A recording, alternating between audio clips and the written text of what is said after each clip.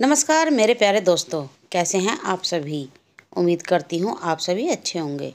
तो दोस्तों, आज फिर मैं लेकर आई हूँ एक नई कहानी जिसका टाइटल है तांत्रिक बुआ की पिशाच साधना। तो दोस्तों, मेरी ये कहानी सुनने के लिए मेरे चैनल को लाइक करें, सब्सक्राइब करें और ज़्यादा से ज़्यादा अपने दोस्तों में शेयर करें। तो शुरू करते हैं आज की ये कहानी, तांत्रिक बुआ की पिशाच साधना। तो तंत्र साधना के लाभों को देखकर अधिकांश लोगों का मन विचलित हो जाता है और बाहरी क्रियाकलापों की सरलता को देखते हुए कोई भी तंत्र साधना करने के लिए तैयार हो जाता है।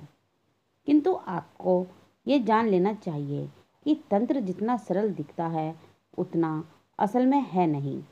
तंत्र उस भीषण जंगल से जाने का रास्ता है जो दूर से तो बहुत सुंदर और सुहाना लगता है, किंतु जब उसमें प्रवेश किया जाता है तो उसकी भयानकता का एहसास होता है।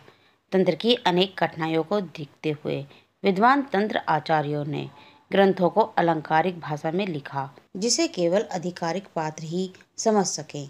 अतः तंत्र ग्रंथों में जहाँ जहाँ विधियाँ मिलती हैं वह फलित नहीं होती, क्योंकि कोई भी विधि पूर्ण रूप से लिखी हुई नहीं है।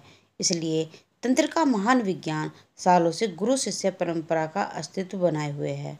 अतः किसी को आवेश में आकर के किसी योग्य मार्गदर्शक के अभाव में किसी तंत्र साधना का अभ्यास नहीं करना चाहिए, अन्यथा इसका परिणाम बुरा हो सकता है। कितना बुरा हो सकता है यह आप इस घटना तंत्र मंत्र की कहानी से जान जाएंगे।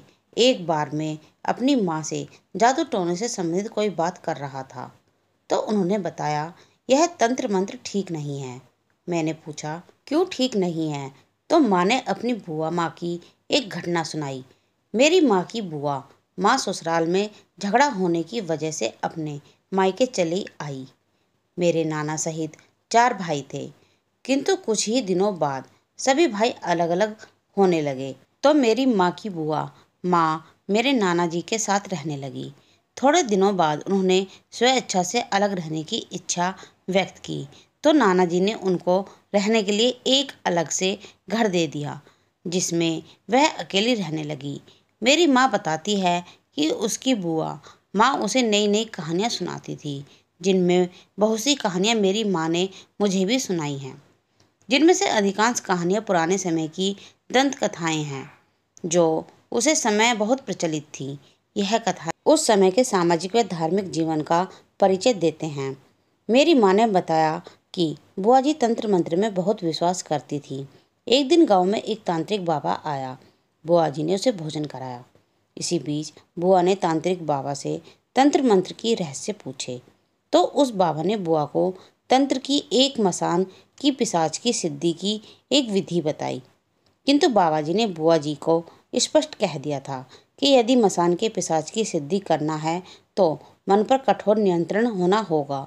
साथ ही यदि हो सके तो तंत्र साधना के समय 2 रक्षकों को साथ रखा जाए।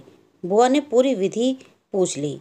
तांत्रिक बाबा आशीर्वाद देकर चले गए।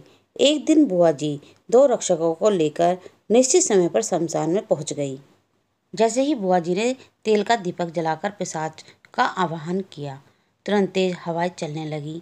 बुआ जी जिन 2 अंगरक्षकों को लेकर गई थी वे कमजोर मानसिकता के थे, अतः कांपने लगे, किंतु जैसे तैसे डटे रहे। बुआ ने पिशाच की पूजा करके तांत्रिक के बताए मंत्र का जाप शुरू किया। मंत्र का जाप चल ही रहा था कि हवाएं और तेज हो गईं। जिन 2 अंग रक्षकों को लेकर बुआ आई थी वे अब बहुत अधिक डर चुके थे। भयानक हवाओं व आंधियों के बावजूद वह पसीने में भीगने लगे। वह निश्चय कर चुके थे कि वह बुढ़िया मरे तो मरे, हम तो चले, और वह वहां से भाग लिए। उनके भागने से बुआ के मन में संकोच आ गया। वह 20 साधना में पहुंच चुकी थी, किंतु अपने मन को तैयार नहीं कर पा रही थी। वह स्वयं भी अब बहुत डर चुकी थी। उन्होंने भी साधना छोड़कर भागने का निश्चय किया, किंतु जैसे ही वह साधना से उठी, शमशान का पिशाच प्रकट हुआ। उसके पश्चात सुबह लोगों ने देखा कि बुआ परलोक सुधार चुकी थी। पिशाच ने उनके साथ क्या किया कोई नहीं जानता, या वह अपने ही डर से काल के गाल में समा गई। असल में तंत्र इतना सरल नहीं, जितना हम लोग समझते हैं। बुआ की पहली गलती थी कि बिना खुद को मजबूत बनाए तंत्र साधना के समुद्र में कूद पड़ी। दूसरी गलती थी रक्षकों को गलत चुनाव। असल में रक्षक अगर डरकर नहीं भागते तो कोई कारण नहीं था कि बुआ के मन में कोई संकोच होता। यदि संकोच और डर नहीं होता तो वह साधना भी नहीं छोड़ती और फिर यह सब भी नहीं होता।